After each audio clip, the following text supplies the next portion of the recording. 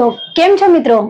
મહેનતની મોસમ સિરીઝમાં ફરી એકવાર આપણે ભારત ભૂગોળ વિષયમાં લઈને આવી ગયા છીએ એનસીઈઆરટી જીસીઈઆરટી બેઝ એમસીક્યુ અને આજે પણ મિત્રો આપણે ફરી લાસ્ટ બે એપિસોડની જેમ 25 એમસીક્યુ સોલ્વ કરવાના છીએ.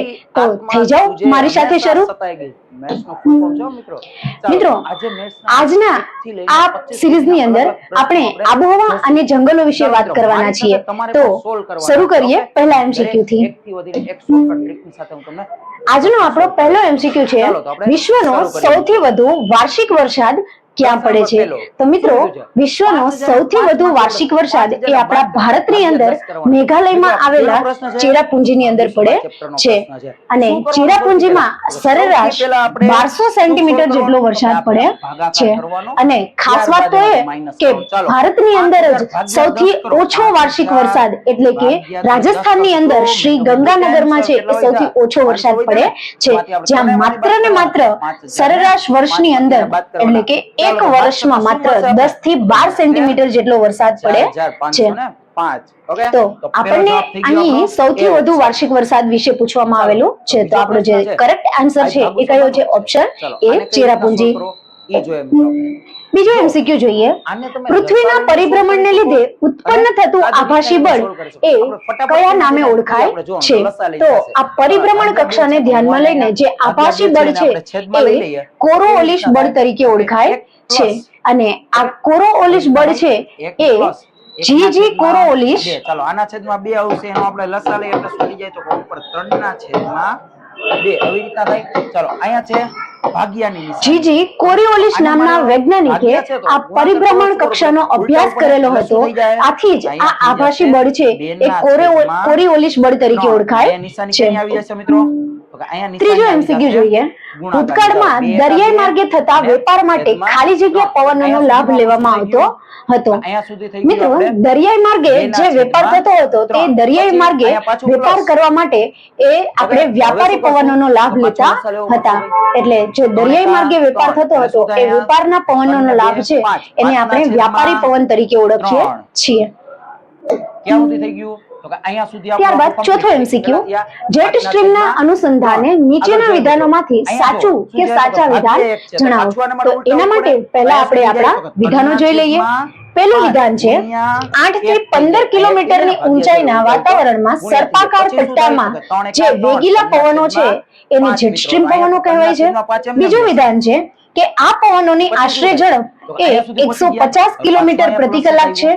ત્રીજું વિધાન છે, ઉનાળામાં આ પવનો હિમાલયના દક્ષિણ ઢોળાવ પર વાય છે. તો મિત્રો અહીં આપણને સાચા વિધાનો પૂછવામાં આવેલા છે. તો આ જે સાચા વિધાનો છે એ વિધાન 1 અને વિધાન 2 આ બંને વિધાનો છે એ સાચા વિધાન છે, કારણ કે 8 થી 15 કિલોમીટરની ઊંચાઈ પર જે સર્પાકાર પટ્ટામાં વેગીલા પવનો છે એને જેટ સ્ટ્રીમ પવન કહેવાય છે. અને આ જેટ સ્ટ્રીમ પવનોની જે આશરે ઝડપ છે એ 150 કિલોમીટર પ્રતિ કલાકની છે. તો આપણું જે વિધાન 3 છે એ ખોટું વિધાન છે કે ઉનાળામાં આ પવનો હિમાલયના દક્ષિણ ઢોળાવ પર વાય છે, પણ ઉનાળામાં નહીં, શિયાળાની અંદર આ પવનો છે એ હિમાલયના દક્ષિણ ઢોળાવ પર વાય છે. તો આપણો આજનો સાચો એમસીક્યુ છે એનો સાચો ઓપ્શન શું બનશે? તો કે ઓપ્શન બી, માત્ર 1 અને માત્ર 2 આ બંને વિધાનો છે એ સાચા વિધાનો છે, જ્યારે વિધાન 3 છે એ ખોટું વિધાન છે. નેક્સ્ટ એમસીક્યુ જોઈએ. આઈટીસીઝેડ નું પૂરું નામ જણાવો. તો આઈટીસીઝેડ નું છે એ પૂરું નામ છે ઇન્ટરટ્રોપિકલ કન્વર્જન્સ ઝોન.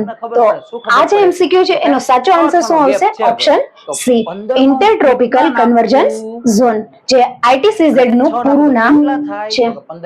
છઠ્ઠો એમસીક્યુ છે, કમોસમી વરસાદને સ્થાનિક ભાષામાં શું કહેવાય છે? આ કમોસમી વરસાદ એટલે શું? કે જ્યારે ઋતુ વગરના અચાનક પડતા જે વરસાદ છે એને કમોસમી વરસાદ કહેવામાં આવે છે. અને આ કમોસમી વરસાદને સ્થાનિક ભાષાના લોકો છે એ મહાવત તરીકે ઓળખે છે. એટલે કે કમોસમી વરસાદને સ્થાનિક ભાષામાં છે એ મહાવત નામ આપવામાં આવેલું છે. સાતમો એમસીક્યુ છે, કેરળમાં કોફી ઉત્પાદન કરતા વિવિધ પ્રદેશમાં ઉનાળામાં જે વરસાદ થાય તે કયા નામે ઓળખાય છે? તો કેરળની અંદર જે કોફી ઉત્પાદન કરતા પ્રદેશો છે ત્યાં ઉનાળાની ઋતુમાં જે વરસાદ પડે છે એને આપણે ચેરી બ્લોસમ તરીકે ઓળખીએ છીએ. કારણ કે આપણને ખબર છે મિત્રો કે કોફી અને ચેરી આમ જોતા બંને છે એ સિમિલર લાગે છે. એટલે ઉનાળાની અંદર કેરળના કોફી ઉત્પાદન કરતા પ્રદેશમાં જે વરસાદ થાય જેને આપણે ચેરી બ્લોસમ કહીએ છીએ. નેક્સ્ટ જોઈએ શું કીધું છે? નેક્સ્ટ એમસીક્યુ છે આબોહવા પર અસર કરતા પરિબળોમાં કોનો સમાવેશ થતો નથી. ફરીથી ધ્યાનથી જોજો મિત્રો એમસીક્યુ ને. આબોહવા પર અસર કરતા પરિબળોમાં સમાવેશ થતો નથી. એટલે કે નીચેના જે 4 ઓપ્શન્સ આપેલા છે એમાંથી કોનો સમાવેશ નથી થતો. તો આ એમસીક્યુ નો જે કરેક્ટ આન્સર છે એ છે ગ્લોબલ વોર્મિંગ. ગ્લોબલ વોર્મિંગ છે એ આપણી આબોહવા પર અસર કરતી નથી. જ્યારે સમુદ્રથી અંતર છે, અક્ષાંશો છે અને પર્વતમાળાની દિશા અને ઢોળાવો આ ત્રણેય પરિબળો છે એ આપણી આબોહવાને અસર કરે છે.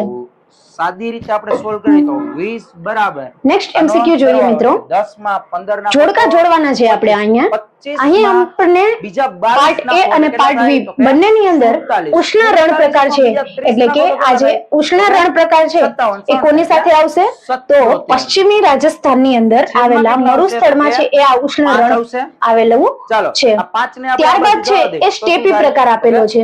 તો આ જે સ્ટેપી પ્રકાર છે એ કર્ણાટક રાજ્યની અંદર આવેલું છે. કે આ બધા પ્રકારના જે રણો અને પર્વતીય પ્રકાર આબોહવાઓ આપેલી છે આ આબોહવાને આપણે એમના રાજ્યો સાથે સરખાવવાના છે. તો ત્રીજું આપણને આબોહવા એવી આપેલી છે કે ઠંડી ભેજવાળી શિયાળુ આબોહવા છે એ કયા રાજ્યોની અંદર આવેલી છે? એ આવેલી છે અરુણાચલ પ્રદેશ રાજ્યમાં. અને જ્યારે પર્વતીય પ્રકાર એટલે કે પર્વતીય આપણને ખબર છે કે હિમાચલ પ્રદેશ છે એ આખો પર્વતીય વિસ્તાર છે. તો હિમાચલ પ્રદેશની અંદર આ પર્વતીય પ્રકારની આબોહવા છે. તો આપણો જે સાચો આન્સર છે એ છે મિત્રો એ આન્સર કે ઉષ્ણ રણ પ્રકાર છે એ પશ્ચિમી રાજસ્થાન કે જે મરુસ્થળ તરીકે ઓળખાય છે. ત્યારબાદ સ્ટેપી પ્રકાર છે એ કર્ણાટક રાજ્યમાં આવેલું છે. ઠંડી ભેજવાળી શિયાળી આબોહવા છે એ અરુણાચલ પ્રદેશમાં આવેલું છે. જ્યારે પર્વતીય પ્રકાર છે એ હિમાચલ પ્રદેશમાં આવેલું છે. તો આપણો જે સાચો આન્સર છે એ છે ઓપ્શન સી 3120. અને ડોગનો કોડ નેક્સ્ટ એમસીક્યુ આપણને આપેલો છે ભારતમાં સરેરાશ વાર્ષિક વરસાદનું પ્રમાણ કેટલું છે? ફરી એકવાર યાદ કરો મિત્રો, આપણે પહેલા એમસીક્યુ માં જે જોયેલું હતું એ પહેલા એમસીક્યુ ની અંદર આપણને વિશ્વની અંદર સરેરાશ વધુ વરસાદ પૂછેલું હતું, જ્યારે અહીં આપણને ભારતમાં સરેરાશ વાર્ષિક વરસાદનું પ્રમાણ પૂછેલું છે. તો ભારતની અંદર જે સરેરાશ વાર્ષિક વરસાદનું પ્રમાણ છે એ ટોટલ 125 સેન્ટીમીટર છે. તો અહીંયા આપણને છે એ શું છે તો કે સરેરાશ વાર્ષિક વરસાદ પૂછેલો છે, જે સરેરાશ વાર્ષિક વરસાદ ભારતમાં 125 સેન્ટીમીટર જેટલો છે. 20 સમજાય કે નહીં? ચાલો 11મો એમસીક્યુ છે ભારતીય હવામાન વિભાગની કચેરીની સ્થાપના ક્યારે કરવામાં આવી? ભારતીય હવામાન વિભાગની કચેરીની સ્થાપના એ 1875 ની અંદર કોલકાતા ખાતે કરવામાં આવેલી હતી, કે જ્યારે ત્યારબાદ એનું જે મુખ્ય મથક છે એ 1905 ની અંદર પુણેમાં 1905 ની અંદર છે એ આ હવામાન વિભાગની મુખ્ય કચેરી છે એ પુણે ખાતે ખસેડવામાં આવી, અને હાલમાં છે એ હવામાન વિભાગની જે મુખ્ય કચેરી છે એ ન્યૂ દિલ્હી ખાતે આવેલી છે.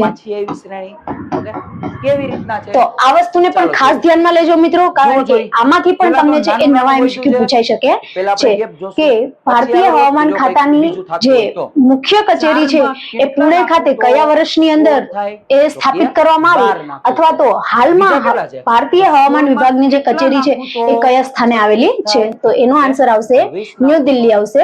પરંતુ આપણો અહીં જે પ્રશ્ન છે એ એવો છે કે ભારતીય હવામાન વિભાગની કચેરીની સ્થાપના છે કયા વર્ષમાં કરવામાં આવી, તો કે 1875 ની અંદર, અને જે સૌપ્રથમ છે એ કોલકાતા ખાતે કરવામાં આવેલી હતી. હવે શું કરશું? તો ચાલો જોઈએ નેક્સ્ટ ક્વેશ્ચન. મગજ લગાડો તમે. તો શું કરશું મિત્રો? 12મો ક્વેશ્ચન છે આપણો, ભારતીય હવામાન વિભાગનું નિરીક્ષણ કેન્દ્ર ક્યાંથી ક્યાં સુધી આવેલું છે? જ્યાંથી આપણે હવામાન વિભાગ છે એનું માપન કરીએ છીએ. તો આ ભારતીય હવામાન વિભાગનું જે નિરીક્ષણ કેન્દ્ર છે એ ભારતથી શરૂ કરીને એન્ટાર્કટિકા સુધી આવેલું છે. એટલે કે ભારતથી એન્ટાર્કટિકા સુધી ભારતીય હવામાન વિભાગનું નિરીક્ષણ કેન્દ્ર આવેલું છે. આ 12 કેવી રીતના બન્યા તો કે બનશે 4 હવે નેક્સ્ટ 13મો એમસીક્યુ છે કે ભારતીય હવામાન ખાતાની કુલ કેટલી પ્રાદેશિક કચેરીઓ આવેલી છે? તો ભારતીય હવામાન ખાતાની એ ટોટલ 6 પ્રાદેશિક કચેરીઓ આવેલી છે કે જેની અંદર છે એક કોલકાતા, આપણે વધતા જઈજો 3 5 ગુવાહાટી, ચેન્નઈ, મુંબઈ, પુણે અને નાગપુર. તો આ 6 સ્થળોએ છે એ ભારતીય હવામાન ખાતાની કચેરીઓ આવેલી છે કે જે કોલકાતાની અંદર, ગુવાહાટી, ચેન્નઈ, મુંબઈ, પુણે અને નાગપુર આ 6 સિટીમાં છે એ ભારતીય હવામાન ખાતાની પ્રાદેશિક કચેરીઓ છે. ત્યારબાદ નેક્સ્ટ એમસીક્યુ જોઈએ. વનસ્પતિ વિવિધતાની દ્રષ્ટિએ ભારત વિશ્વમાં ખાલી જગ્યા અને એશિયામાં ખાલી જગ્યા સ્થાન ધરાવે છે. તો વનસ્પતિ વિવિધતાની દ્રષ્ટિએ એ ભારત વિશ્વમાં છે એ 10મો ક્રમ ધરાવે છે, જ્યારે એશિયામાં છે એ 4થા ક્રમે આવે છે.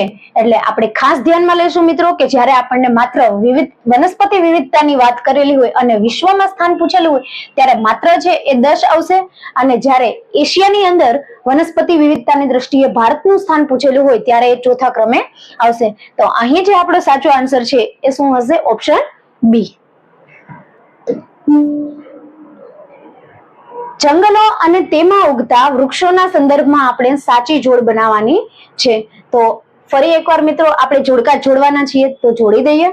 અહીં આપણને જંગલો આપેલા છે અને નીચે આપણને એના વૃક્ષો આપેલા છે. તો આ જંગલો અને વૃક્ષોના સંદર્ભે છે એ આપણે જોડકા જોડવાના છે. પહેલું આપણને આપેલું છે સમશીતોષ્ણ કટિબંધીય જંગલો. તો આ સમશીતોષ્ણ કટિબંધીય જંગલો છે એમાં ઓક અને ચેસ્ટન નામના જે વૃક્ષો છે એ ઉગે છે. ત્યારબાદ છે એ શંકુદ્રુમ જંગલો આવેલા છે કે જે શંકુ આકારના હોય છે. આ શંકુદ્રુમ જંગલો છે એમાં પાઇન અને દેવાદાર નામના જે વૃક્ષો છે એ ઉગે છે. અને ત્યારબાદ છે કે આલ્પાઇન અને ટૂંકું ઘાસ. તો આલ્પાઇન અને ટૂંકું ઘાસ છે આ જંગલોમાં મુખ્યત્વે સિલ્વર ફર અહીં પર છે પરંતુ આવશે સિલ્વર ફર અને જુનિફર બર્ચ નામના વૃક્ષો છે એ ઉગે છે. તો આપણે ફરીથી છે એ જોઈ લઈએ કે સમશીતોષ્ણ કટિબંધીય જંગલોની અંદર મુખ્યત્વે ઓક અને ચેસ્ટન, શંકુદ્રુમ જંગલોની અંદર પાઇન અને દેવાદાર, જ્યારે આલ્પાઇન અને ટૂંકું ઘાસ એના પર સિલ્વર ફર અને જુનિફર બર્ચ નામના જે વૃક્ષો છે એ ઉગે છે. તો આપણો કરેક્ટ આન્સર જોઈ લઈએ. ઓપ્શન સી છે એ આપણો કરેક્ટ આન્સર બનશે. નેક્સ્ટ એમસીક્યુ જોઈએ. શંકુદ્રુમ જંગલો બીજા કયા નામે ઓળખાય છે? આ શંકુદ્રુમ જંગલો જેમ આપણે લાસ્ટ એમસીક્યુ માં વાત કરી કે જે છે એ શંકુ આકારના હોય છે. તો આ શંકુદ્રુમ જંગલો છે એ બીજા ટેગા કે બોરિયલ નામે ઓળખાય છે. 17મો એમસીક્યુ છે મિત્રો. નીચેનામાંથી જંગલો અને ભારતમાં તેમના કુલ વિસ્તારના સંદર્ભે ખોટું વિધાન શોધો. નીચેના જંગલો અને ભારતમાં તેમનો જે કુલ વિસ્તારમાં આ જંગલો કેટલા વિસ્તારમાં રોકાયેલા છે એમાંથી આપણે ખોટું વિધાન શોધવાનું છે. તો જોઈએ આપણા વિધાન. પેલું વિધાન છે અનામત જંગલ એ 54.4% વિસ્તારમાં રોકાયેલા છે. બીજું વિધાન છે સુરક્ષિત જંગલો 29.2% વિસ્તારમાં રોકાયેલા છે. અને ત્રીજું વિધાન છે કે અવર્ગીકૃત જંગલો એ 15.3% વિસ્તારમાં રોકાયેલા છે. તો આપણે આમાંથી ખોટું વિધાન શોધવાનું છે. તો આપણું જે વિધાન 1 અને વિધાન 2 છે એ બંને સાચા વિધાન છે, જ્યારે વિધાન 3 છે એ આપણું ખોટું વિધાન છે. અવર્ગીકૃત જંગલો છે એ ટોટલ 15.3 નહીં પરંતુ 16.4% વિસ્તારમાં રોકાયેલા છે. તો આપણો જે સાચો આન્સર છે એ શું બનશે? Option C. માત્ર 3 કે ત્રીજું વિધાન છે એ ખોટું છે, જ્યારે વિધાન 1 અને વિધાન 2 એ બંને સાચા વિધાનો છે. 18મો એમસીક્યુ જોઈએ. ભારતનું સૌથી નાનું રાષ્ટ્રીય ઉદ્યાન કયું છે? ભારતનું જે સૌથી નાનું રાષ્ટ્રીય ઉદ્યાન છે એ ફોસિલ રાષ્ટ્રીય ઉદ્યાન છે. અને જો આપણા ગુજરાતની વાત થાય તો ગુજરાતની અંદર જે સૌથી મોટું રાષ્ટ્રીય ઉદ્યાન છે એ ગીર રાષ્ટ્રીય ઉદ્યાન છે. 19મો એમસીક્યુ જોઈએ. કે ભારતમાં ફૂલો અને કસ્તુરી મૃગ માટે જાણીતું એ ફ્લાવર વેલી નેશનલ પાર્ક કયા રાજ્યમાં આવેલું છે? આપણને બધાને ખબર છે મિત્રો કે આપણું ફ્લાવર વેલી છે એ શું છે તો કે સમગ્ર ભારતમાં નહીં પણ દેશ વિદેશમાં પણ છે એ નામના ધરાવે છે. તો આ જે આપણું જાણીતું ફ્લાવર વેલી છે એ ભારતના ઉત્તરાખંડ રાજ્યમાં આવેલું છે.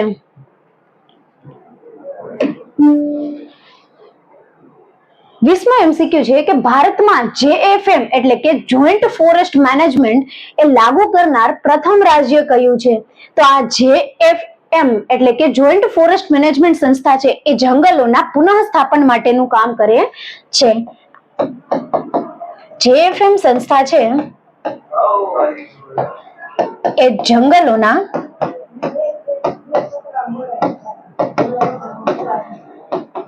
પુનઃસ્થાપનનું કાર્ય કરે છે અને આ JFM લાગુ કરનાર જે પ્રથમ રાજ્ય છે એ આપણું ભારતનું ઓડિશા રાજ્ય છે. 21મો MCQ જોઈએ. રાજ્યો અને તેમના અભયારણ્યો સાથે જોડકા જોડવાના છે. તો મિત્રો આ બાજુ આપણને રાજ્યો આપેલા છે અને સામે આપણને અભયારણ્ય આપેલા છે. તો આ અભયારણ્યના જોડકા આપણે જોડી દઈએ. તો આસામ રાજ્યમાં છે એ કાઝીરંગા અભયારણ્ય આવેલું છે. ત્યારબાદ ઉત્તર પ્રદેશમાં છે એ ચંદ્રપ્રભા અભયારણ્ય આવેલું છે. જમ્મુ કાશ્મીર છે એમાં દચીગામ અભયારણ્ય આવેલું છે અને કેરળમાં છે એ પેરિયાર અભયારણ્ય આવેલું છે. તો આ જોડકા પ્રમાણે છે એ આપણા ઓપ્શનને જોડી દઈએ તો ઓપ્શન બી છે એ આપણું સાચું વિધાન છે કે આસામ છે, આસામમાં કાઝીરંગા છે, ઉત્તર પ્રદેશમાં ચંદ્રપ્રભા છે, જમ્મુ કાશ્મીરમાં દચીગામ છે અને કેરળમાં પેરિયાર અભયારણ્ય છે. 22મો MCQ છે WII નું પૂરું નામ જણાવો. તો આ WII નું જે પૂરું નામ છે એ છે wild life institute of India. તો આપણો જે કરેક્ટ આન્સર છે એ શું છે? Option D, wild life institute of India છે એને આપણે WII તરીકે ઓળખીએ છીએ. 23મો MCQ છે કે ગીર અભયારણ્યની સ્થાપના કયા વર્ષમાં કરવામાં આવી? તો આ જે ગીર અભયારણ્યની સ્થાપના છે એ મિત્રો 1965ના વર્ષમાં કરવામાં આવી હતી અને ગુજરાતમાં સૌથી જાણીતું એવું ગીર અને ગીરના લોકો ખાસ આ MCQ છે એને જોઈને કોમેન્ટ બોક્સમાં તમારો રિપ્લાય જણાવજો. 24મો MCQ છે મિત્રો, કયા દિવસને વિશ્વ આર્દ્રભૂમિ દિવસ તરીકે ઉજવવામાં આવે છે? વિશ્વ આર્દ્રભૂમિ, આર્દ્ર એટલે થાય સૂકું. તો વિશ્વ આર્દ્રભૂમિ એટલે કે વિશ્વ સૂકા જમીન દિવસ તરીકે છે આપણે કયા દિવસને ઓળખીએ છીએ? તો 2 ફેબ્રુઆરીનો જે દિવસ છે જેને આપણે વિશ્વ આર્દ્રભૂમિ દિવસ તરીકે ઓળખીએ છીએ. લાસ્ટ MCQ છે કે ગુજરાતમાં સૌથી વધુ મેનગ્રોવ જંગલો કયા જિલ્લામાં આવેલા છે? તો આપણા ગુજરાતમાં એ સૌથી વધુ મેનગ્રોવ જંગલો છે એ આપણા કચ્છ જિલ્લામાં આવેલા છે, જે ટોટલ 71.5% વિસ્તારોની અંદર આ મેનગ્રોવ જંગલો આવેલા છે. તો આજની આ સિરીઝમાં આપણે 25 MCQ સોલ્વ કરેલા છે અને ફરી રીતે આવા ને આવા અવનવા MCQ લઈને નેક્સ્ટ સિરીઝમાં આપણે મળીએ છીએ. Thank you.